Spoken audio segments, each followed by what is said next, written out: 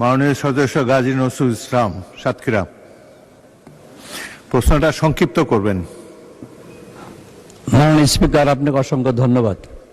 আজকের এই জাতীয় সংসদে প্রথম কথা বলবার সুযোগ দেওয়ার জন্য আল্লাহ শুকরিয়া আদায় করছি। আর আমার এলাকায় 108 সাতক্ষীরা 4 শ্যামনগরের পক্ষ থেকে যেসব জনগণ আমাকে এখানে পাঠাবার ব্যবস্থা করেছে, তৃতীয়বারের মতো আমার এলাকাবাসীকে আমি ধন্যবাদ জানাচ্ছি। মাননীয় স্পিকার, গত 18 বছর আমি অনেক নিগৃহীত হয়েছি। আমার নামেও 100-র অধিক মামলা দেওয়া হয়েছিল। 16 বছর পালিয়ে বেরিয়েছি। আল্লাহ পাক মেহরবানি করে আবার সুযোগ দিয়েছেন। জুলাই যোদ্ধাদের অকৃত্রিম ত্যাগ এবং তিতিক্ষার ফলে আজকে যে সংসদ অধিষ্ঠিত হয়েছে, তাদেরকে আমি শ্রদ্ধা জানাচ্ছি এবং তাদের যে সংস্কার কার্যক্রম, যাতে আমরা সংসদে এটাকে আমরা পুনরায় সংগঠিত করতে পারি, এই আহ্বান আমি আপনার মাধ্যমে জানাচ্ছি। দ্বিতীয় কথা হলো, প্রথম দ্বিতীয় কথা নেই, প্রশ্ন করুন। মাননীয় মন্ত্রী মহোদয়ের কাছে আমার প্রশ্ন হলো, সমাজ কল্যাণ মন্ত্রণালয়ের অধীনে আমার এলাকা হলো কোস্টাল বেল্ট এলাকা, সুন্দরবন সন্নিহিত এলাকা।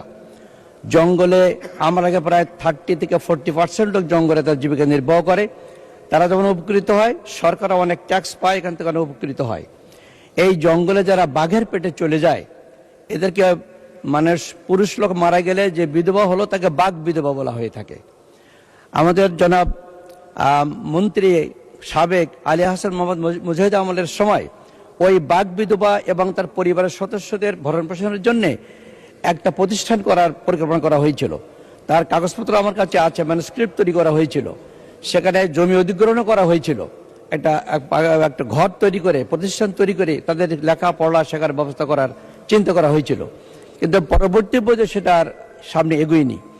আমি মাননীয় মন্ত্রী মহোদয়কে দাবি করতে চাই আপনার মাধ্যমে যে, মাননীয় সমাজ কল্যাণ মন্ত্রী মহোদয়, আমার এলাকায় বাঘ বিধবাদের জন্য আলাদা কোনো ভাতার ব্যবস্থা করবেন কিনা, আর তাদের ফ্যামিলির জন্য ভরণ পোষণ, ছেলে মেয়েদের লেখাপড়ার জন্য ওই যে প্রতিষ্ঠানটা করার পরিকল্পনা হয়েছিল সেটা বাস্তবায়ন করবেন কিনা।